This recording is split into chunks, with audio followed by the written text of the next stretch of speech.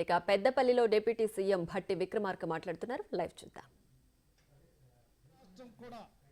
ఏ రాష్ట్ర ప్రభుత్వం కూడా కేవలం 15 రోజుల్లో 18,000 కోట్ల రూపాయలు రైతుల అకౌంట్లో ఇచ్చినటువంటి ప్రభుత్వం లేనే లేదు.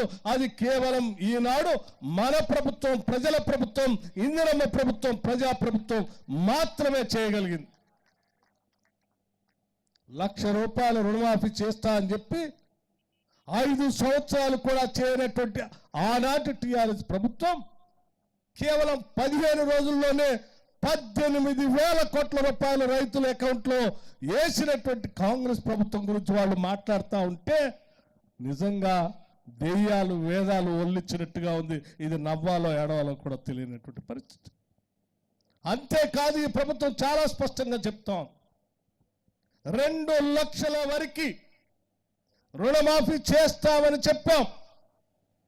ఈనాటికి కూడా నిలబడి నిటారుగా ఈ ప్రభుత్వం, రేవంత్ రెడ్డి గారి నాయకత్వంలో ఉన్నటువంటి కాంగ్రెస్ ప్రభుత్వం స్పష్టంగా మరొకసారి ఇక్కడి నుంచి కూడా నేను చెప్తా ఉన్నాను, 2 లక్షల వరకు రుణమాఫీ చేసే కార్యక్రమంలో మేము ఒక్క అడుగు కూడా వెనక్కి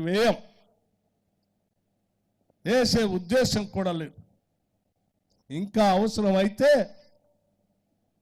మన ప్రజలు కదా, 2 లక్షల పైబడి ఉన్నటువంటి వాళ్ళకు కూడా మనం హామీ ఇవ్వకపోయినప్పటికీ, మనం ఎన్నికల హామీ పెట్టకపోయినప్పటికీ, ఆ పైన ఉన్నటువంటి వాళ్ళు కూడా ఎవరైనా కట్టుకుంటే దానికి సంబంధించి కూడా మనం కొంత వెసులుబాటు తీసుకొని చేద్దామని చెప్పాం.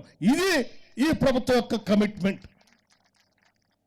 అంతేకాని మీలాగా ఇచ్చిన హామీల్ని 5 కాదు 10 సంవత్సరాలు కూడా చేయకుండా ఓడిపోయిన తర్వాత కూడా ఇంకా బజారుకు వచ్చి తగుదునమ్మా అని ప్రభుత్వం గురించి మాట్లాడుతూ ఉంటే ప్రజలు గమనిస్తూ ఉన్నారని ఈ సందర్భంగా చెప్తా ఉన్నాను. మిత్రులారా, ఈ ప్రభుత్వం కేవలం రుణమాఫీ చేయటమే కాదు, అనాదిగా రైతుల కోసం మీరు వదిలేసినటువంటి ఇన్సూరెన్స్ కూడా రాష్ట్ర ప్రభుత్వం, రైతులు కట్టే డబ్బుని రాష్ట్ర ప్రభుత్వం కట్టబోతా ఉంది. రైతుకు కట్టాల్సిన ఇన్సూరెన్స్ ప్రీమియంని ఈ రాష్ట్ర ప్రభుత్వం కట్టబోతా ఉంది. కట్టింది కూడా ఇప్పటికే.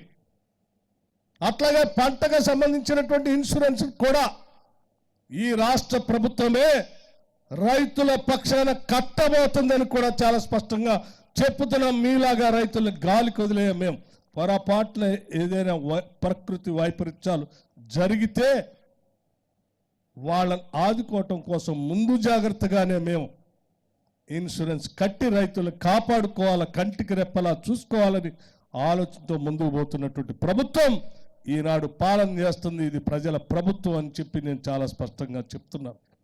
అంతేకాదు, కాంగ్రెస్ ప్రభుత్వం వస్తే కరెంటు పోతుంది, కాంగ్రెస్ ప్రభుత్వం వస్తే రైతులకు కరెంటు ఉండదు, కాంగ్రెస్ ప్రభుత్వం వస్తే పంపు సెట్లు నడవని చెప్తా వచ్చు ప్రచారం చేసినటువంటి ఈ టీఆర్ఎస్ ప్రభుత్వానికి చెంపదెబ్బ కొట్టేటట్టుగా మనం అధికారంలోకి వచ్చినట్టు నుంచి ఈనాటి వరకు కూడా కరెంటు, క్వాలిటీ కరెంట్ ఇస్తూ రైతులకు ఎక్కడ కూడా ఇబ్బంది లేకుండా చేసుకుంటూ పోతా ఉన్నాం, ఎంత ఇబ్బందులు ఉన్నప్పటికి కూడా.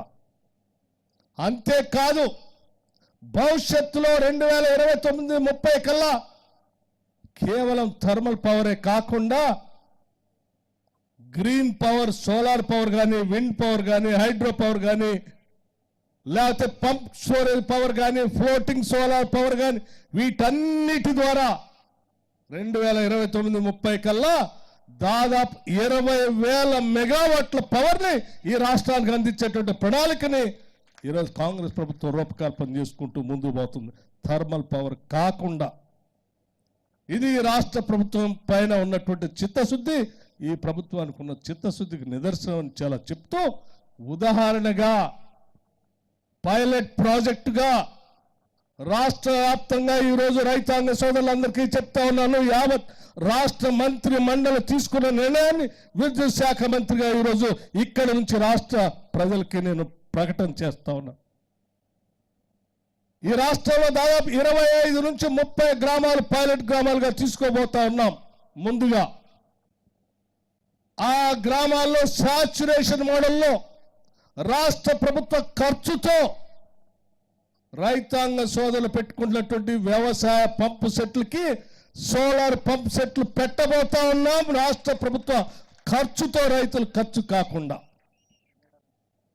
దానికి ఉదాహరణగా నేను ఇప్పుడే మిత్రులను అడిగాను.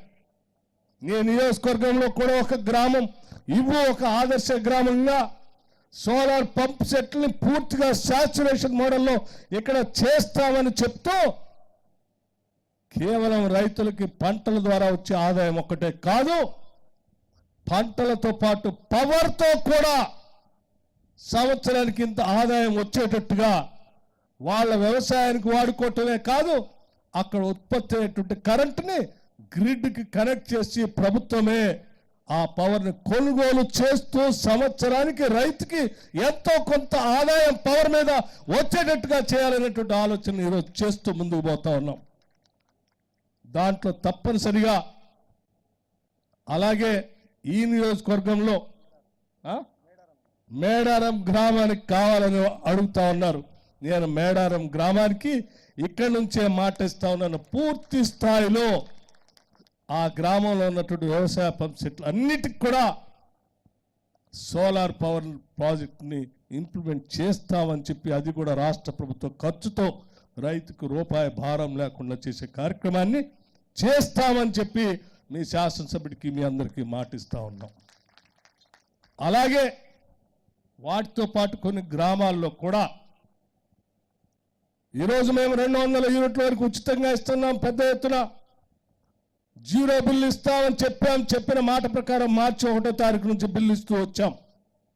కొన్ని గ్రామాల్లో పైలట్ ప్రాజెక్టుగా ఆదర్శ గ్రామాలుగా ఎంపిక చేసుకొని రాష్ట్ర వ్యాప్తంగా కొన్ని గ్రామాలు సాచురేషన్ మోడల్లో పూర్తి స్థాయిలో రాష్ట్ర ప్రభుత్వ నిధులతో ఇంటి ఓనర్కి రూపాయి ఖర్చు లేకుండా సోలార్ ప్యానల్స్ పెట్టి వాళ్ళకి కరెంటు వాడుకోవటమే కాకుండా ఆ ఇంటి నుంచి గ్రిడ్కి కూడా కనెక్షన్ ఇచ్చి అదనంగా ఉత్పత్తి చేసేటువంటి పవర్తో ఆ ఇంటికి ఆదాయం వచ్చేటట్టుగా కూడా చేయాలనేటువంటి ఆలోచన చేస్తూ ఉన్నాం. ప్రతి దగ్గర కూడా ఎక్కడ ఒక రూపాయి ఆదాయం ఎట్లా వస్తుంది, వచ్చిన ఆదాయాన్ని గ్రామీణ ప్రాంత ప్రజలకు ఎట్లా అందించాలనేటువంటి ఆలోచనతో ఈ రాష్ట్ర ప్రభుత్వం ముందుకు పోతుందని చెప్పడానికి ఉదాహరణగానే నేను ఈ స్కీమ్స్ని మీ ముందు ఈరోజు చెప్పాను. తప్పనిసరిగా ఈరోజు దేశవ్యాప్తంగా ఉన్నటువంటి రాష్ట్రాలన్నీ కూడా భవిష్యత్తులో తెలంగాణ మోడల్ పవర్ సిస్టమ్ని చూడటానికి వచ్చేటట్టుగా ఈ ప్రాంతాన్ని అభివృద్ధి చేస్తామని కూడా ఈ సందర్భంగా మిత్రులందరికీ నేను మనవి చేస్తా ఉన్నాను. ఇప్పుడు పెద్దలు ఇందాక చెప్పినట్టు ఈ ప్రాంతంలో ఎప్పుడో పెట్టినటువంటి ఆనాటి థర్మల్ పవర్ ప్రాజెక్ట్ రామగుండంలో దాని వయసు అయిపోయి పని చేయటానికి కావలసిన మరమ్మతులు చేయక మూలన పడేస్తే ఈ ప్రాంత ప్రజలకు భావోద్రేకమైనటువంటి అనుబంధంతో ఉన్నటువంటి ఆ ప్రాజెక్టులోనే తిరిగి సూపర్ క్రిటికల్ టెక్నాలజీతో 800 మెగావాట్ల థర్మల్ పవర్ ప్రాజెక్టులు అక్కడ పెట్టాలని చెప్పి కాంగ్రెస్ ప్రభుత్వం నిర్ణయం చేసింది. ఈ నాయకత్వం అందరి సూచనల మేరకు త్వరలోనే తప్పనిసరిగా ఆ ప్రాంతానికి వచ్చి భూమి పూజ చేసి పెద్ద ఎత్తున ఆ 10,000 కోట్ల రూపాయలతో స్టార్ట్ అయ్యేటువంటి థర్మల్ పవర్ ప్రాజెక్టుని ఆ ప్రాంతంలో భూమి పూజ చేస్తామని కూడా మీ అందరికీ మనవి చేస్తూ ఉన్నాను.